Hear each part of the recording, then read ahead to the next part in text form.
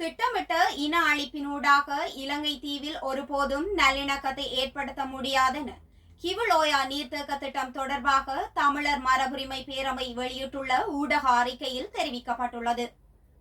தை மாதம் 29ஆம் திகதி கடந்த வியாழக்கிழமை வெளியிட்டுள்ள இவ்வறிக்கையில் வவுனியா வடக்கு பிரதேச செயலாளர் பிரிவிற்குட்பட்ட தமிழர்களின் பூர்வீக கிராமங்களான வெடிவைத்தகல், ஈச்சங்குளம், கூழாங்குளம், காட்டுப்பூவரசங்குளம், காஞ்சூரமோட்டை போன்ற கிராமங்களில் 400 ஏக்கருக்கு மேற்பட்ட விவசாய மற்றும் குடியிருப்பு நிலங்களும், பெரிய கட்டுக்குளம் ஒதுக்கு காட்டில் 4000 ஏக்கரும், வவுனியா வடக்கு பிரதேச செயலாளர் பிரிவின் அடையாளப்படுத்தப்பட்ட 47 தொல்லியல் பிரதேசங்களும் கிவுல் ஓயா நீர்த்தேக்க திட்டத்தினால் கிவுல் ஓயாவினுள் மூழ்கி போக உள்ளதெனவும் எச்சரித்துள்ளது.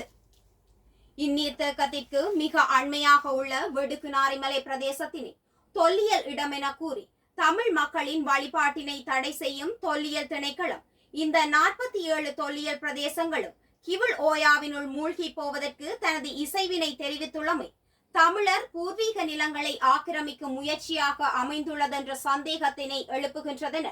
தமிழர் மரபுரிமை பேரவை சுட்டிக்காட்டியுள்ளது. அத்துடன் இராணுவத்தால் அபகரிக்கப்பட்ட தமிழ் மக்களின் காணிகள் இன்று வரை அவர்களுக்கு மீளவும் வழங்கப்படாத நிலையில் தமது சொந்த நிலத்தினை ஆக்கிரமித்து வைத்திருக்கும் சிங்கள மக்களிடம் தமிழ் மக்கள் வாழ்வாதாரத்திற்காக நாட்கூலிகளாக கையேந்தும் அவல நிலையையும் வெளிப்படுத்தியுள்ளது.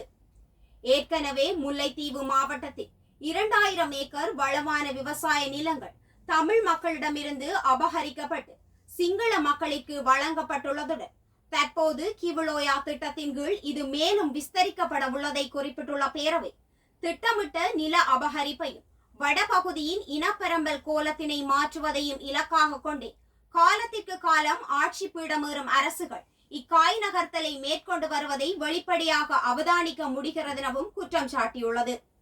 எந்த ஒரு தமிழ் பொதுமகனும் பயனடையாத வகையில் தமிழ் மக்களின் தொடர்ச்சியான எதிர்ப்பினையும் மீறி தமது திட்டமிட்ட குடியேற்றத்தினை செய்வதற்காக அரசு முனைப்பு காட்டி வருவது